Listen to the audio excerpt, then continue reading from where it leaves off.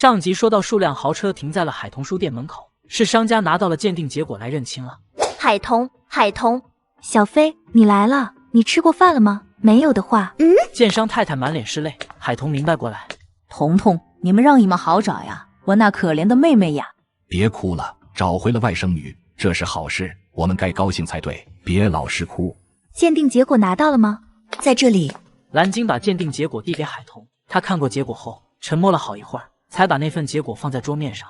海童，你是我的外甥女，叫我姨妈。海玲还有洋洋呢？我姐中午不回来，傍晚5点半下班后才会回来。海童解释了一句，看向沈小军，沈小军抱着洋洋过来。阿姨，彤彤叫姨妈，姨妈做梦都想找到你们，好不容易找到了你们，你别跟姨妈生疏。姨妈，妈，你别再哭了，洋洋在这里，你哭把洋洋吓到了。洋洋，我是姨婆，来，姨婆抱抱好吗？不要，我要小姨。那一家子人渣把洋洋吓成这样，我不会善罢甘休的。洋洋这几天好了很多，身上的青紫都消了，刚开始那2天就只要我和我姐抱着。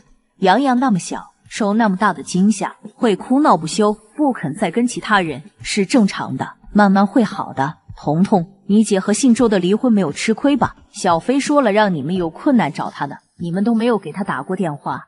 就是我反复说需要帮忙时就找我，我一定会帮你们的，结果你们带一班人去拆屋都不叫上我，该他得的我姐都分到了，就是装修费周家不肯退还，所以我姐才叫我帮他找人去把装修都砸了。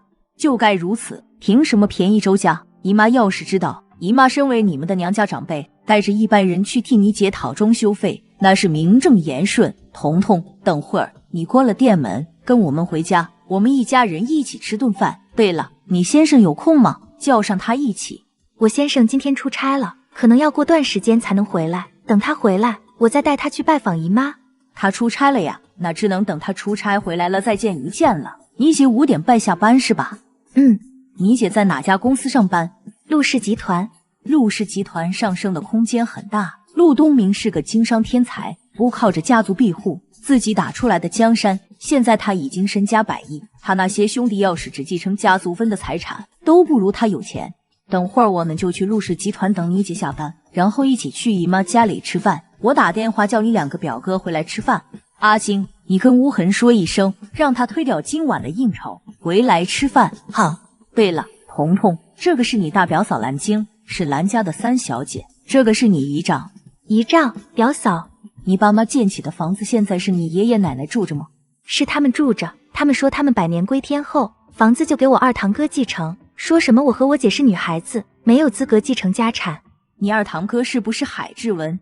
是他，我爷爷奶奶最疼他了，觉得他在一般孙儿女中最为出息，所以擅自做主让他兼挑我们3房，好让他继承我父母留下来的房产。年后我和我姐准备腾出时间回去，要回我爸妈留下来的房子，卖掉都不会给他们。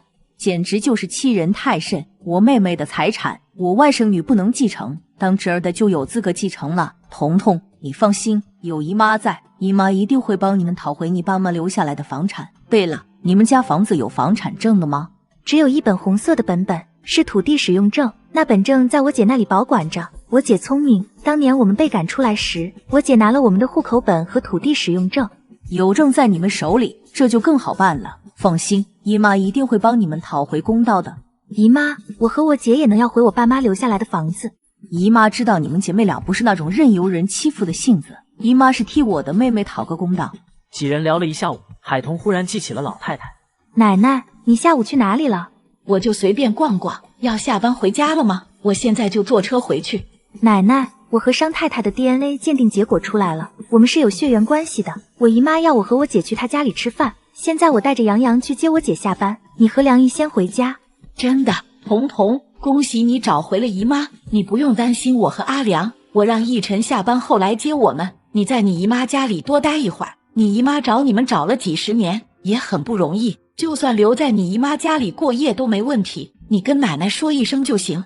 行，我要是留在我姨妈家里过夜，就跟奶奶说一声。另一边的海玲收到了妹妹发来的信息，知道他们俩和商太太是姨甥关系了，而且妹妹和商太太一起来接她下班，海玲特别高兴。海玲，一声暴喝传来，海玲都不用看对方就知道是谁。你们来做什么？我们来做什么？你要问问你做了什么？你把我弟弟的家都砸了，赔钱！你不赔我们的装修费，等着被我们起诉吧。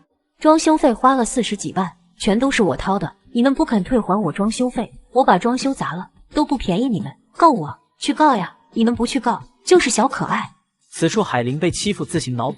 报警，快报警！这2个女人欺负人，欺负到我们公司来了。怎么回事？你是谁？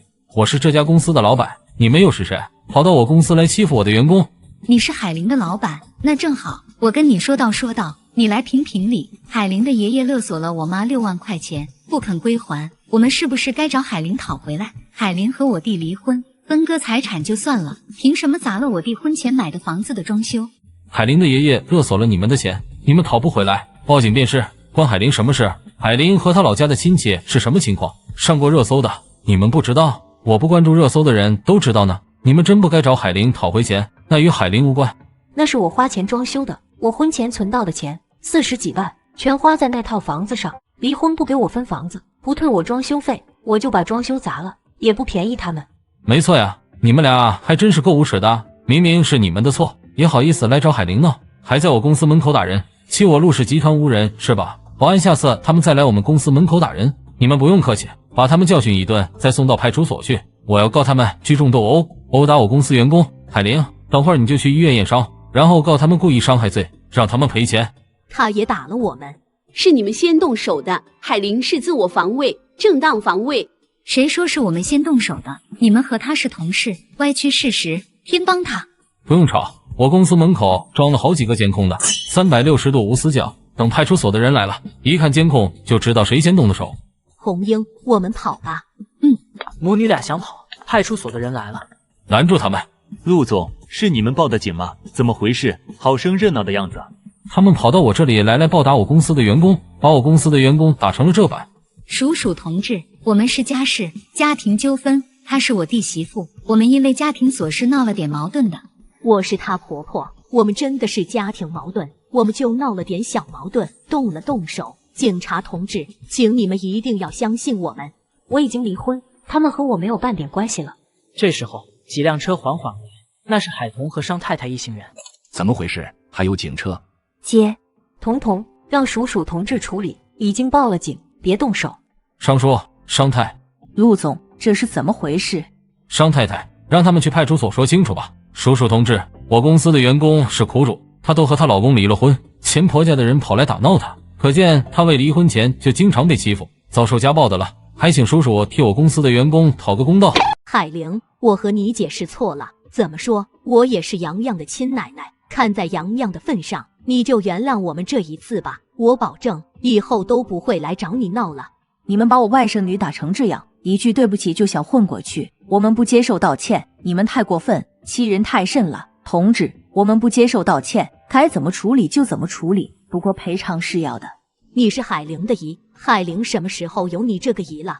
海玲，我和彤做的 DNA 鉴定结果拿到了，我们是有血缘关系的，你们姐妹俩就是我亲妹妹的女儿，我是你们的亲大姨，把我外甥女打成这样子，一句对不起就行了。等海玲验过伤，伤势能达到可以起诉你们的标准了，我还要告你们，让你们坐牢。商太太，这是找到你妹妹了？托老天爷的福，我总算找到了我亲妹妹的下落。遗憾的是，我亲妹妹15年前就去世了，留下了2个女儿，就是海玲姐妹俩。我和海童做过了血缘鉴定的，证实我们是有血缘关系的。我想着来接我大外甥女下班，去我家里吃团圆饭，遇到了这样的事。陆总，谢谢你替我外甥女出气。你真是海玲的大姨，亲大姨？你是？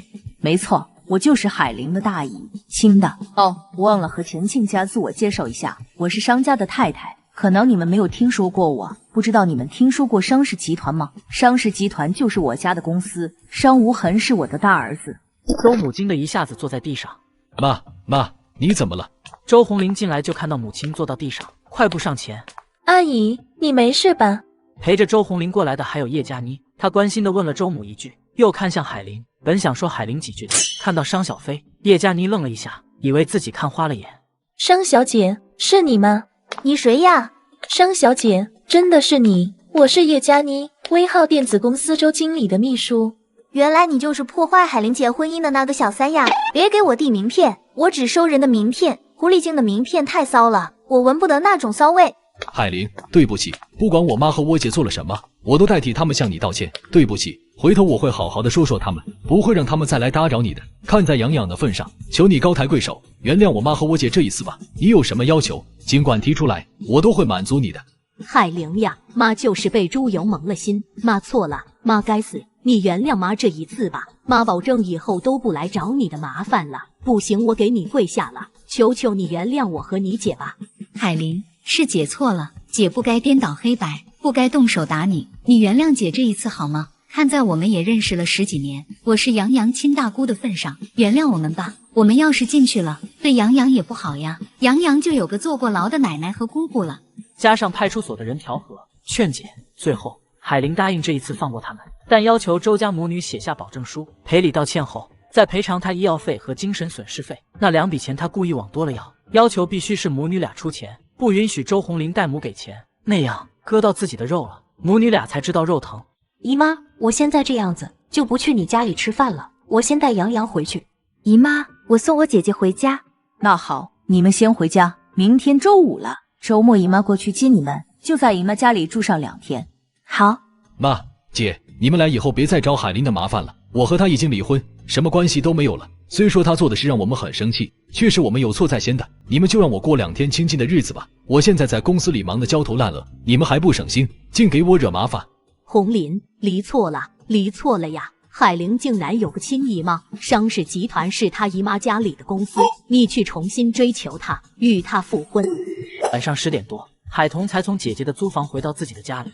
海小姐，你回来了。奶奶睡了吗？老太太回去了，是被你小叔子接走的。老太太以为你今晚不会回来，托我明天再跟你说一声。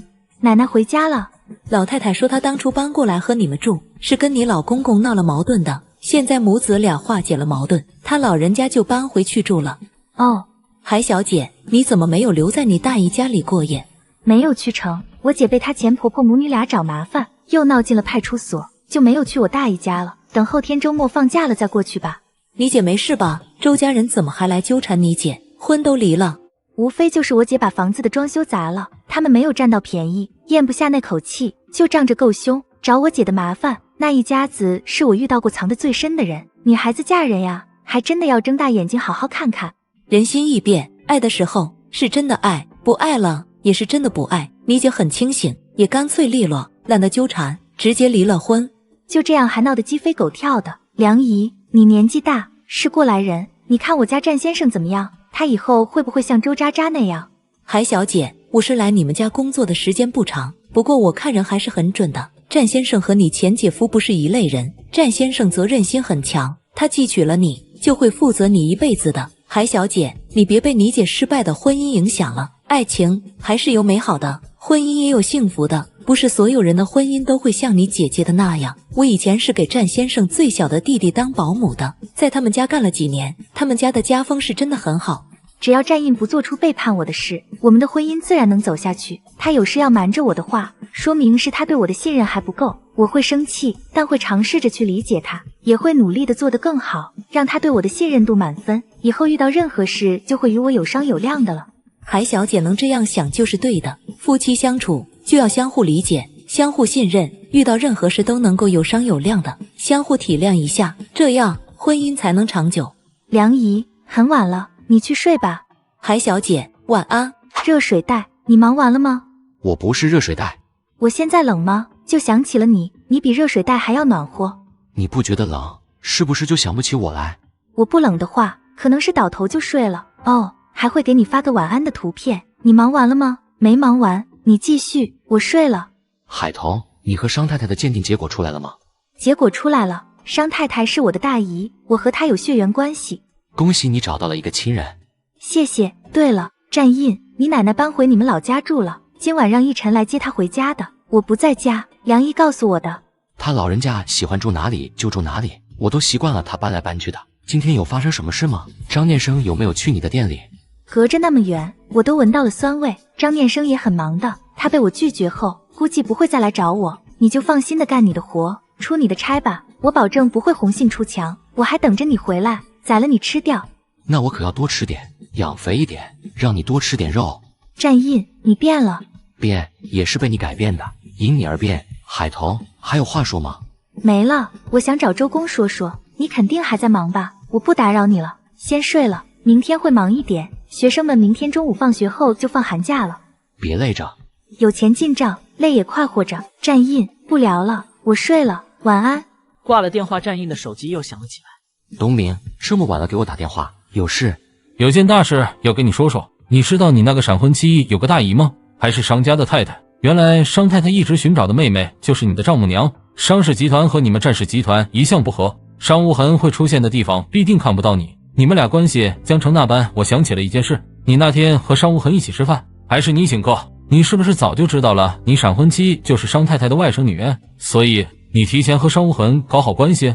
那天我心情好，商无痕难得带着客户去关城酒店用餐，我大方的请他们吃饭，不过是想让他们知道我们管城酒店名不虚传，仅此而已。我又不是神仙，哪能提前知道商太太一直找着的妹妹是我丈母娘？我还是刚刚问了彤彤才知道的。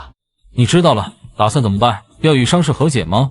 海童和商太太是医生关系，影响不了我们战氏集团的决策。一山难容二虎，战氏与商氏，不是他死就是我亡。你还真是个很纯粹的商人，只讲利益不讲情。在尔虞我诈的商海里，讲情只会被对手打压吞掉，最后化为乌有。商小飞痴恋你多年，让他知道你和海童的关系，他那么暴的性格，会不会对你老婆不利？他们成了表姐妹，或许又不会对你老婆不利，但你老婆肯定会有一种抢了自己表姐心爱男人的想法，然后一脚踹了你。陆东明，你说话就不能说的委婉一点的？你知道我一向都如此，不喜欢拐弯抹角的。你以为我是苏南，能弯出18弯来？海玲姐妹俩性子多烈，让她知道了真相，我想想都替你感到头痛。